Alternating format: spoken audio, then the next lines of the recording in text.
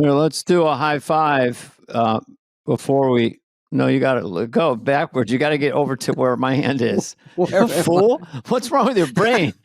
I'm not good. Oh my God. I can never do the weather. Hope we have a good Closer. Hope we have a good podcast. Good one. Hey. Wow, sweet. Jeez, I'm sorry I have giant hands. I apologize. No, mine are bigger. Look. If you ever take a picture of your wiener, really put it right in the camera like that. You like that? And then it looks normal size. Well, I just want to bet with Heather that you would say wiener immediately. Minute. Heather, you owe me. No, listen, I have bigger fish to fry. I'm going to start off with a story. I want to hear your story. And you know what? I'm not going to try to sabotage you by interrupting you constantly. Okay. I'll interrupt yours, though. Okay, ready? Okay. All right. Here's what happened. All right. I have a roller on the ground like this for like my neck. So I was laying on it in the middle of the day for no reason, just to open up the excruciating pain I'm constantly in, even though people in the comments feel free to poke at me. It's fine. You know, I'm used to it. I'm like Rudy, you know, I take it. So here I am, laying there like this. And then a housekeeper that has been here for years comes in and she said, David, do you wear a sleep mask at night? And I said, no.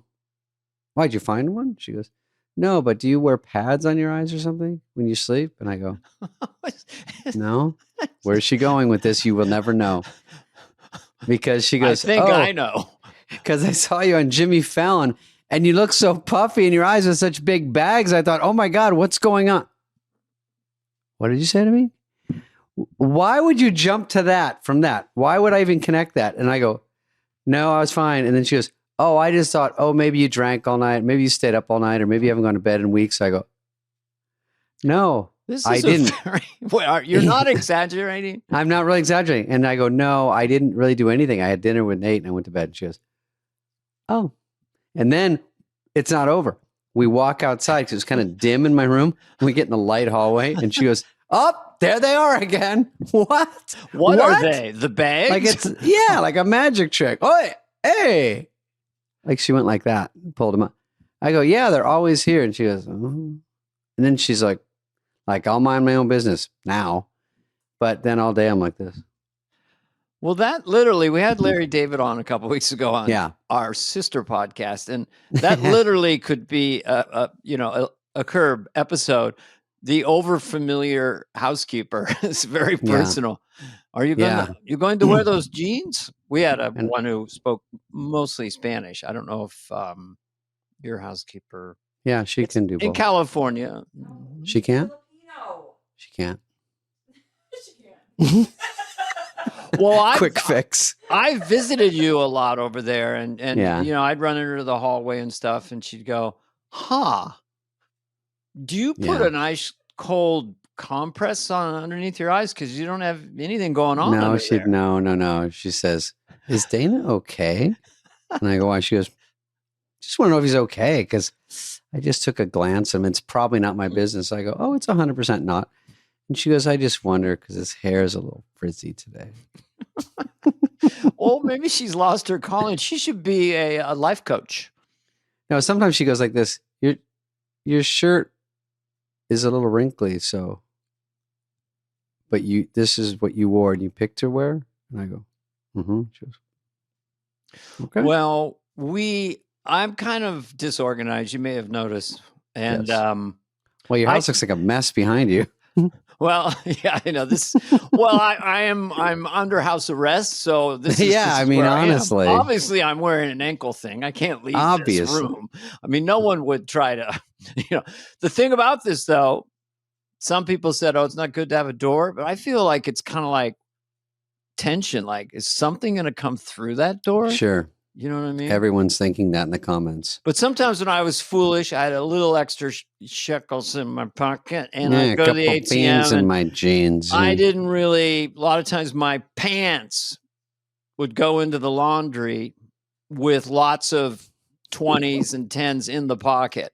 Thousands. And then they go through the dryer. And then so I'd go down there and she's incredibly sweet, totally honest. She would line them up on top of the dryer, like all these dollar bills or whatever. Mm-hmm. Oh, yeah. You want to know weirder, Spade? When I was probably 11 or 12, I would get all my money, obviously bored. Dad's gone. What do I do? So I would take the spritzer from the iron and I'd go on them, and then I would iron them, and I'd spray a little water on them, iron them flat. I like them nice and crispy. And then if that wasn't weird enough, by the way, should have been an insane asylum. Then I'd go to the top of the stairs and I'd let them go, and they go all the way to the front door. Is that crazy? And Brian would walk in, grab one. Yeah, I was a busboy, and I'd get paid, maybe $10. So they just came out crinkly, and I'd just throw them in a basket. And everyone thought I had a lot of money, but it was all ones. It was like $60. Mm-hmm. Yeah. No, do you want to hear about my travel? Yeah, let's hear about your travel while we got it. I'll just go through them. Here we go. Going to Chicago with my wife. So we go to the airport because we have our cars. Chicago. What's the real pronunciation? I think you said Chicago instead of Chicago. Chicago. Yeah, I call it Chicago. Okay. So we get to the airport. We're getting a little late, and we go round and round and round and round and round in the parking garage. She's following me. Long story short. There's no parking unless you park where electric cars could park. Now, Is this LAX? I'm sorry, I'm interrupting. No parking. You're on your way there. Okay. We drove there, and then we went into the parking garage next to United, and every single thing was taken except there were some open if you had an electric car. Now, I have a hybrid. My wife has a regular car, just a dirty car, a Volvo. But so we just decided we're going to park, and it said $250 minimum a day. So we thought we'd come back either with them towed or like a $5,000 bill, but they were left. So anyway, that was the first. Wait, $250 minimum fine a day. Oh, fine. If well, hybrid, I would count in my head. Yeah. So I don't really understand those because you plug them in, they go away for a week and they're still plugged in. I mean, so I didn't really get how they. It takes that long to charge one. So that was a little stressful. Now this has never happened before. Okay. We go through the security. I know people have security jokes. I go through. I look back. There's the little cartoon person, and it's got a big red block over my crotch, just a big red square. My wife comes through behind me, same thing, big red square. We have two people in front of us kind of going, they asked me, would you like to go to a private room for a pat down? I said, no, I'm married. So, so I said, no. And they asked my wife too. We don't. We just thought it was funny. I don't want to exaggerate for comic purposes. I think it was a 6 to 7 minute pat down. You had to turn away, put one foot forward and crouch down. Then they're up underneath. There's nothing grabbing, grinding, looking. There were people who kind of thought I was your friend from Fly on the Wall, and there's a little crowd gathering. They're patting, then they come to the front, boom, boom, boom, grab, boom, boom. So that was kind of exciting. At the same time, it's happening to my wife. So the both of us are just doing this groping dance.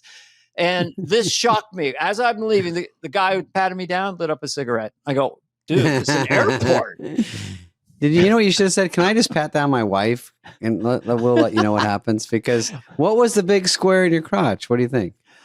What do you think? We're hiding a gun in our pants or an explosive device? I mean, we don't look like that. I mean, I did say it to him at the end, because I get a little passive aggressive sometimes. Yeah, sure. I said, because I felt there was one grope that was for him. One too many. There was one squeeze. One for the team. Yeah, one for him. It was a little. Yeah. So I said, are you happy? I said, I wasn't leaving. I go, are you happy? You gave him that one. And he goes, he kind of nodded. And then I high-fived his blue glove. Yeah. And then I smelled it. He goes, sometimes the house wins. I didn't do that. They got to grab your balls. Yeah, I haven't. Remember I told you, Dana, they go like this. Back. I'm going to go to your crotchal area. Yeah, the back of the hand. You want the back of the hand? I go, let's go front. Oh, you just give him everything. Yeah, I go, let's have some fun. Come on. Okay. So this part is not an exaggeration either. So we fly to Chicago. We're coming in. Chicago now. St. Louis had a tornado and blew up a dust storm. So as we're flying in, we made all the news. We see it in the distance from the plane. It's 100 miles wide and 20 miles tall of dust. It envelops Chicago. There's tornadoes and thunderstorms and 16-mile-an-hour gusts. So the guy's like, we're going to have you ground in a minute. We've got a dust storm, tornadoes, thunderstorms, winds out of the southwest that's gusting to 70 miles an hour. We have the ground in just a minute. So when we were coming into Chicago, we couldn't even see it. It was so covered with dirt, and it was weird. It was a little light chop. You wouldn't have liked it. A little dirty air, literally. Little dirty air. I will add in this part of your story. Dana does not love flying, and you add in all this chaos. What was Paula doing? Paula is the opposite of me. She is so relaxed. Like, because on the way back to LAX, we're coming in, the gear's down. All of a sudden, the gear comes up. We're like 40 seconds from landing, and the guy does a steep left bank. Wait, he does? He gives up on it? Yeah. He goes, I go, oh, we just screwed the pooch. We got to go around. Then he comes on and goes, there was a plane that was on the runway, so we're going to go around. Probably take us about 15 minutes to get back in line. We'll get back to you. To do a U-turn? Jesus. Well, there's planes, and so then 2 minutes later, he takes a steep dive with the gear coming down. Clearly, the tower said, if you do this, you can go in. And then we made a really hard landing. I had someone on the aisle behind me who said it was their first flight. No, I'd shit a brick. She goes, I don't like this. I've gotten much better than I've been because I've been flying so much. I'm kind of like, fuck it. But my wife's more like, hey, and I use this too. In World War II, they were flying and getting shot at. I mean, what are we? We're such babies. Anyway. I mean, we are babies because it's definitely, they pretty much all land. It's very upsetting and it scares you and tightens up your stomach. And you land a little rocked, a little dizzy, Well, it's like I always say, if you surf the web for an hour, go on Daily Mail or whatever, you're hypnotized into darkness. So when you're reading all the time, your brain feels like planes are crashing about every 2 to 3 minutes. Yeah. Because it's boom. So that's where the fear comes up. Well, that Newark airport thing doesn't really help relax you. I probably avoid it till they get it figured out. Call me crazy.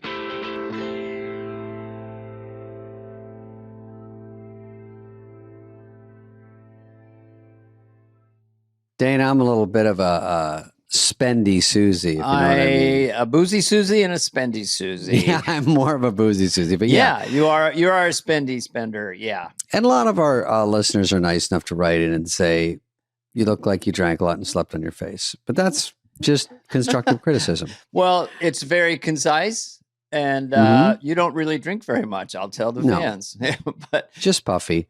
This is where Klarna comes in. Klarna is your everyday smarter spending partner, which is what a lot of people need. A lot of my friends definitely need it. It allows you to make smarter decisions with your money, and it's sometimes good to have a partner like that. And I'll say it again: Klarna, which I assume is Swedish. Klarna is your smarter everyday spending partner. Shoppers can use Klarna's Pay in 4 product to split their purchase into 4 interest-free payments. That's right. Here's some key takeaways. Listen up, brother. Klarna offers a Pay in 4 product where you don't have to pay interest. I think that's a good thing. You can pay with Klarna at merchant checkout, in the Klarna app, or with the Klarna card. You can also compare prices at your favorite stores and earn cash back when you shop in the app. They're making it effortless for in-app shoppers to get more value from every purchase. So choose Klarna at your favorite retailers or shop now at Klarna.com. CA resident loans made or arranged pursuant to a California finance law license. NMLS number 1353190. Klarna, balance account required. Klarna may get a commission. Limitations, terms, and conditions apply. They do. I'm just going to say it. It's a Klarna summer. In a fun story, my mom saw Tom Jones in Arizona. Where did she go? The Arizona Financial Center?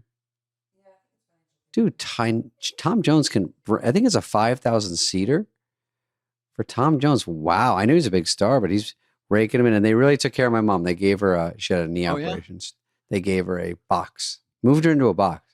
Isn't that nice? Wow. Sweet. I want to thank your them. Mom.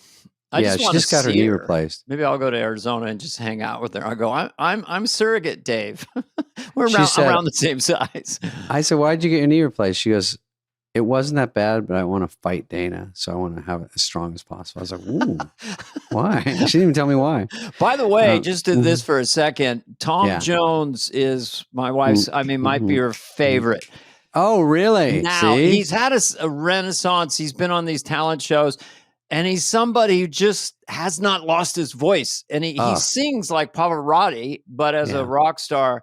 So if young people are listening, just YouTube, Tom Jones. You know, the funniest thing is my mom is so stoked, and she's waiting. It was last Tuesday. And I went to Las Vegas to that gig, and I had lunch with Nikki, and I look over his shoulder. It says Tom Jones playing here tonight. I was over at the Wynn. He was playing there. Yeah. Isn't that crazy? I would have seen him if I wasn't doing a show. And then I thought, if I see him, I'm going to go, my mom is coming to this. Oh, I would have said that. Well, I saw him once, quick story here at Harrah's, I think in Tahoe. And his clothes, his pants were incredibly skin tight. I mean, they weren't even pants. So it was like, and then he would turn around for a drink of water, and that you'd hear a lot of the women scream. And then he would turn back and say, literally, I see we have some fanny watchers tonight. Oh, boy. Every time he turned around, they would scream, I see the fanny watchers are still pleased. And then he turns around and goes, I see some weenie watchers are here. And Dana goes, now, he puts his wiener on the outside of his pants. He goes, they're too tight. I got to put it on the outside. He was famously gifted downstairs. And I guess famously Milton Berle had the same problem or dilemma or whatever and came to him and wanted to show him. And so this Tom Jones told the story. And then Tom Jones said, yes, he had me beat. But I turned around and I heard a little sound and I knew he was a fanny watcher. Fanny watcher. Yeah. You know what? I didn't even check with my mom if she's a fanny watcher.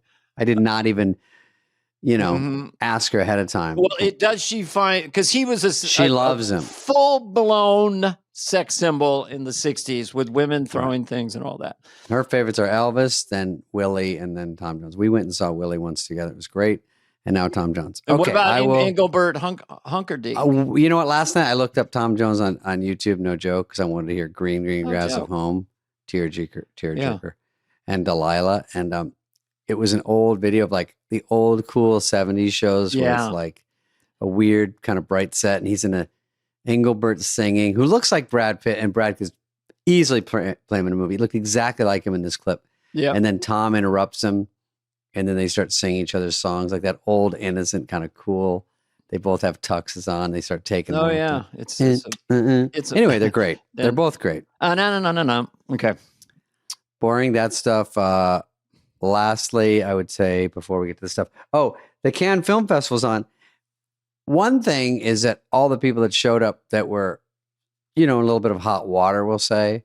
But I just saw the list of James Franco, Ezra Miller, Kevin Spacey, Shia LaBeouf. So they're all there on the carpet doing different things. Wow, that's an interesting game. Isn't it interesting? Like maybe they've served their time in jail, of career jail. It's always like a varied time of how long, but are you ever allowed to work again? Are you not? How rough was the crime you did? It's such an interesting thing of like, they're all there, but it's not even America, it's France. So are they grading it on a curve? I don't know. I know. I mean, it's like, are you convicted in a court of law or not is one bar. Yeah. And the other is just, public opinion, misunderstanding or whatever, or they, but yeah, I think the canceling thing is tamped down a little bit. We can't like whack them all. I actually saw Shia LaBeouf, who I think is kind of cool in the movies. He's a great actor, man. Yeah. He was walking down somewhere. It's kind of like, let's say you're at the airport and you're walking, you see a bunch of people that know you. So they're following him and they want him to sign stuff. And I see him, he's getting more and more pissed, but he was very cool about it. I think he's self-aware enough to go, these guys are all in my face. And the second he takes one photo, like if people are walking behind him, he goes, yeah, take a photo. And then they all get in front of him to block him so they can get one. Tries to walk again. No, just sign this one thing for my nephew. And then, but he was very cool because they were really like yelling at him and people get mad and he had to keep moving. So I give him that. He didn't flip out. Yeah. I mean, it's hard not to.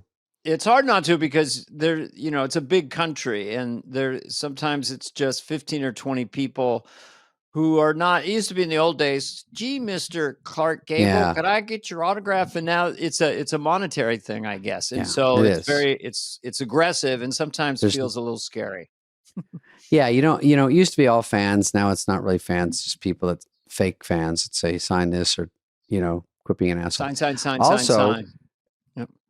And then you don't sign one and they hate you. And then they go, sign everywhere you sign, please. You can't win. Also, I don't love hearing about these standing ovations. Maybe I'm cynical, Dana. But 11 minutes, 9 minutes, these people have nowhere to go? Who can clap their hands in the Guinness Book of World Records for more than like 30 seconds? 10 minutes. It's become a thing. So unreal. There was one director who was outside, and he was looking down, and tears coming down his eyes. And they asked him what happened. He goes, "We only got the 6 minutes standing ovation." Yeah. That's just like nothing. That's literally zero. I think they've done an hour. Haven't they? Yeah, that's a bomb. I think I would say start the standing ovation in the last 20 minutes of my movie when I play mine. And then just so it'll wrap up by the time the movie's over. I want to be, if Busboys does have a premiere, I'm going to be there. It'll definitely be in France, yeah. And I'm going to lead the applause. Maybe it'll just be at some kind of local, whatever, Busby's theater and listen, popcorn. I've heard the word Oscar bait with Busboys, just on rough cuts. I think that there's no bigger compliment. I mean, the 20-minute standing ovation, but there's no bigger compliment than reviews of actors, people who pretend in front of an electronic lens. Daniel Day-Lewis's performance as Abraham Lincoln is nothing short of a miracle. It's miraculous. Yeah, David Spade is a revelation as busboy number 2. As Marky the busboy is exquisite. He will reorientate the Earth's axis as it revolves around the sun. David Spade is a miracle as busboy Billy. Instead, it'll be like, David Spade struggled, it seemed, to get to the end of the movie in this. David Spade puts the phone in phoning it in as he coasts his way through Busboys. He unbelievably took out a rotary phone. That's how slow his performance was. David Spade looks lost. And David Spade is in a different movie than Theo Von. What's happening? Does anyone understand this movie? Did they play it backwards? What's going on? Yeah. If I could understand it, I'd give it a rating. But for this... I couldn't get through the poster. This Cub reporter has to say, it's a stinker. This Cub reporter. I've never seen a movie before, and this is what I start with. They had the camera set up. Surely people were talking and moving about, but the whole thing is like a fever dream. I don't remember 1 second of it. Was a Boys. One long run-on sentence. It might have had one laugh, but I fell asleep too long to know if there were more laughs. Hi, I'm a Cub reporter for movies.com/fly. I sat in the audience, and in an hour and a half, I heard one twitter and one chortle. Here's my titter. Here's my slow motion act out of the premiere of an audience. The audience. Okay. Good dish. Ragabush,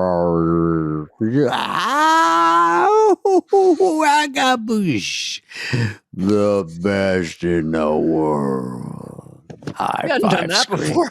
Good assist on David Spade and Dana Carvey's act out of happy audience member is a tag team extravaganza. One doing sound effects and one pretending to be in slow motion.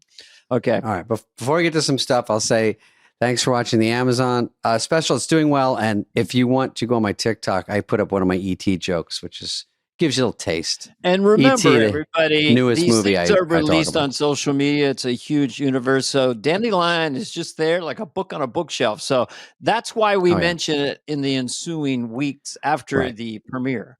Dandelion, because you can Amazon always pop Prime. in and go watch it. Yeah. Thank you. Pop in. All right, let's look at some stories. Okay, what's going on? Let's do it. And we'll keep it snug. We're moving right along. Let's snug it up a little bit. We're good.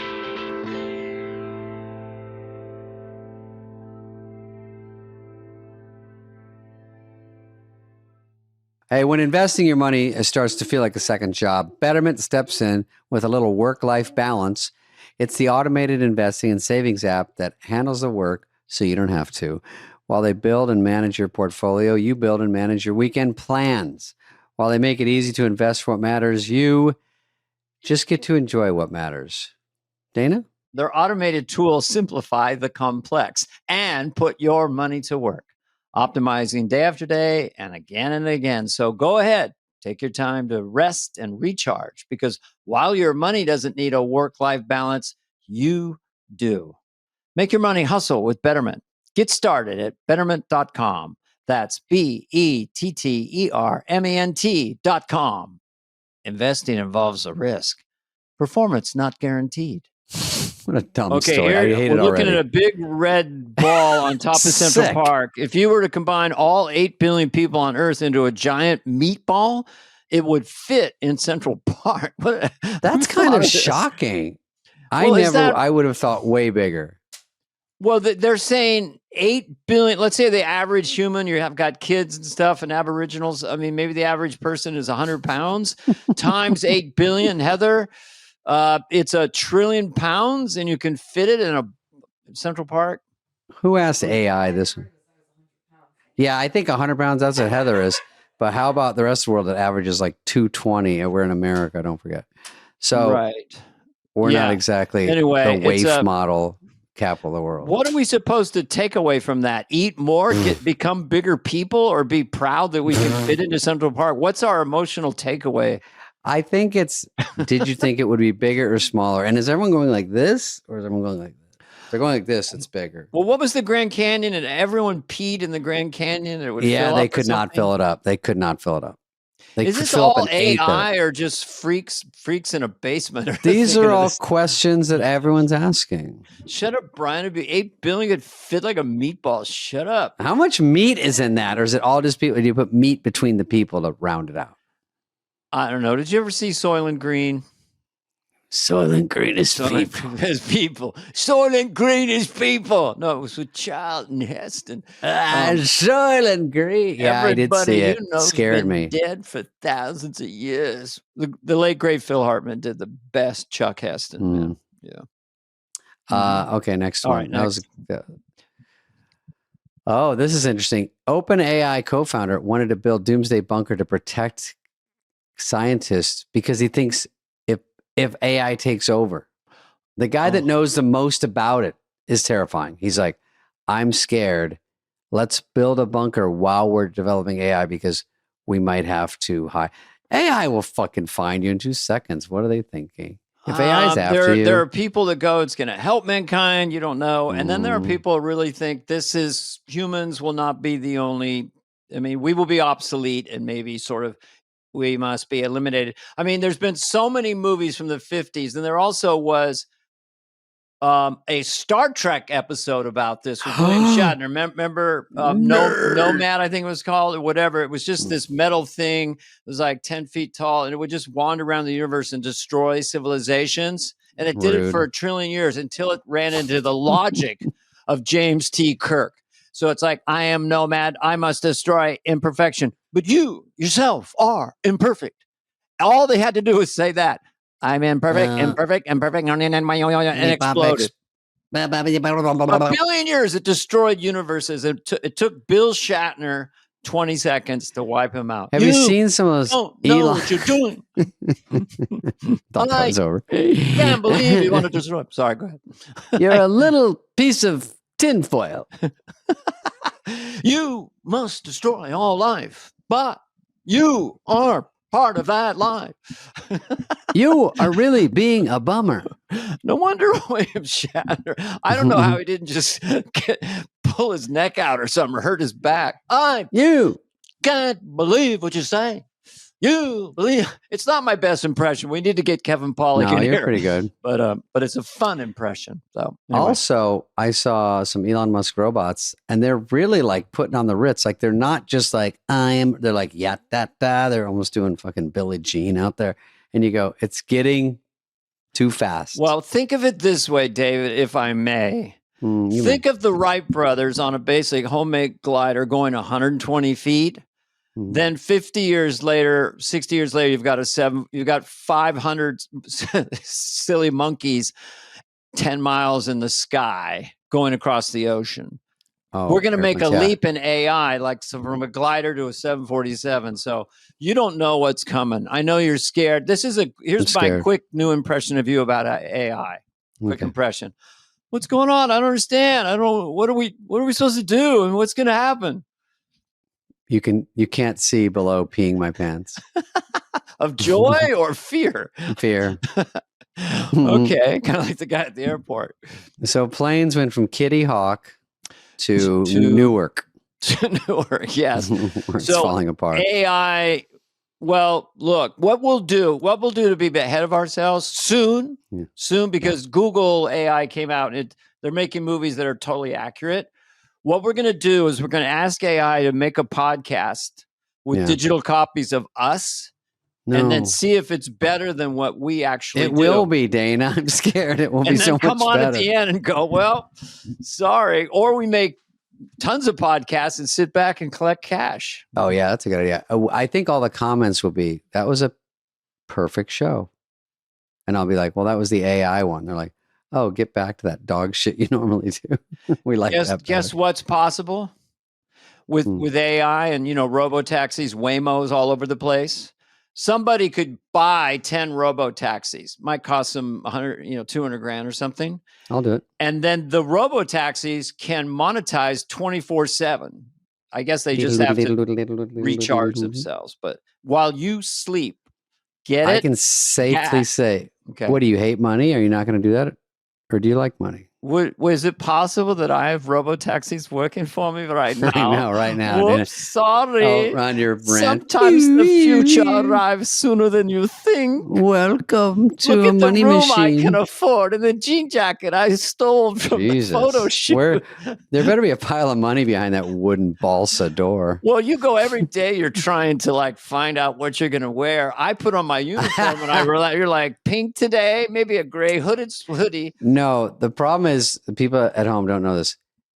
I reluctantly relinquished black t-shirt to Dana. So Dana loves black t-shirt. We all do. But I always think, okay, if he's wearing a black t-shirt, I have to wear one of my frilly little numbers because he's cornered that market.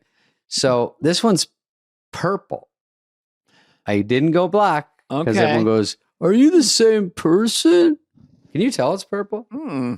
It's kind of dark. Well, I won't. Just FYI to our audience, I may spiff up this a little bit.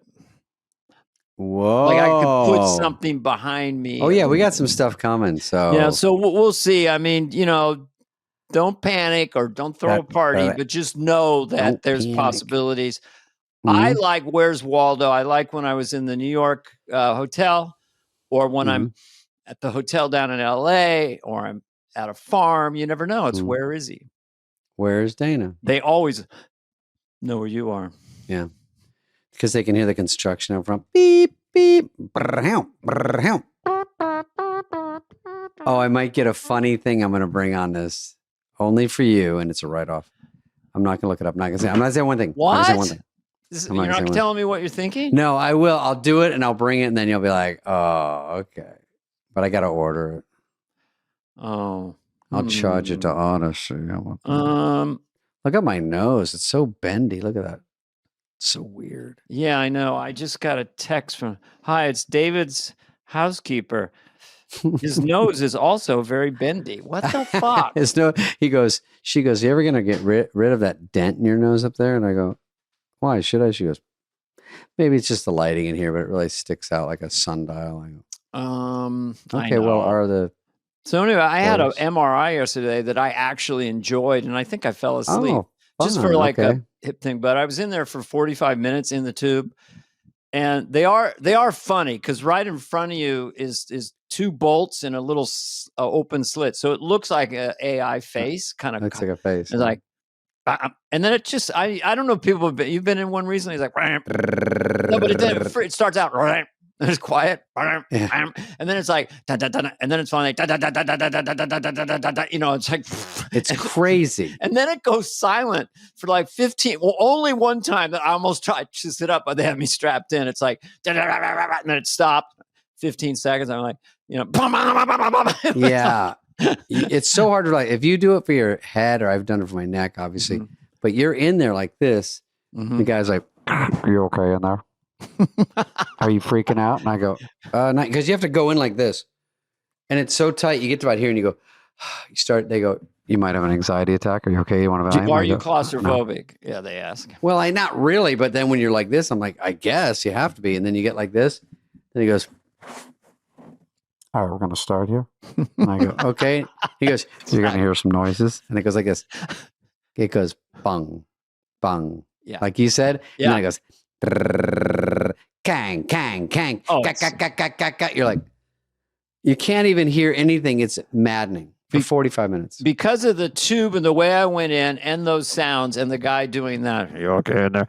I felt like I was in, I thought I was in 2001, I mean, I felt like I was inside that movie somehow. And so I kind of enjoyed it, but they put earphones. Here's what they did. It sounds like a bit. They put earplugs and then big ear canceling on top, and then started talking to me. And I just looked at him, was like, yeah. And I go, I can't hear one word you're saying. Mine were still, I could still hear him. It goes bang, bang. Then there's a 10-second silence, and he goes, "Think your guy's going to do another Grown Ups?" I go, "What's that?" It's funny. I thought if you weren't going for that, then I was going to go for So what was up with the Turtle Man and Master of Disguise? Yeah. Why wasn't Dana at the reunion? What's up with Spade's hair today? What do you mean hair today? I'm in an MRI machine. MRI. David, did you get the message I gave your housekeeper about your baggy eyes? Is there any way I could get an advance copy of Busboys? David, if I don't have Amazon Prime, can you send me a link? Why does yours sound so metallical? It's funny. I don't know why it's funny. What was with Church Lady and what Spade came in and did Hunter Biden? What was that about? If you don't go to the 60th anniversary, will you let Spade borrow your Church Lady wig? Would Spade fit in that wig, or would you need a refit?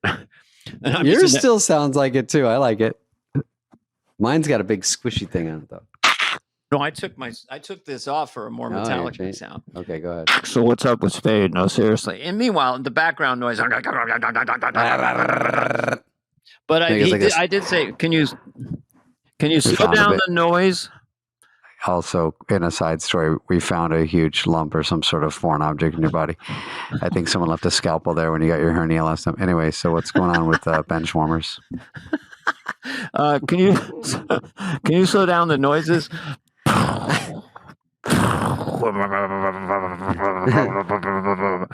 Hey, I have 2 more questions about Dana, so I turned the machine off for a while. I go, no, keep it going. I want to keep this. I want to finish the MRI. No, it's too loud. Anyway, what else is happening? Since my hands are like this, can you mind if I play a little blues harp? Wow. Last question from my nurse. Are you too old to have a TikTok? That's a good one. Simple yes or no. Oh, sometimes our job cracks me up. Right. we could end on that if you want. Yeah, I think it was funny. Yeah, it was good. I think it was a nice tight episode for our fans. I'm really proud of us. Yeah.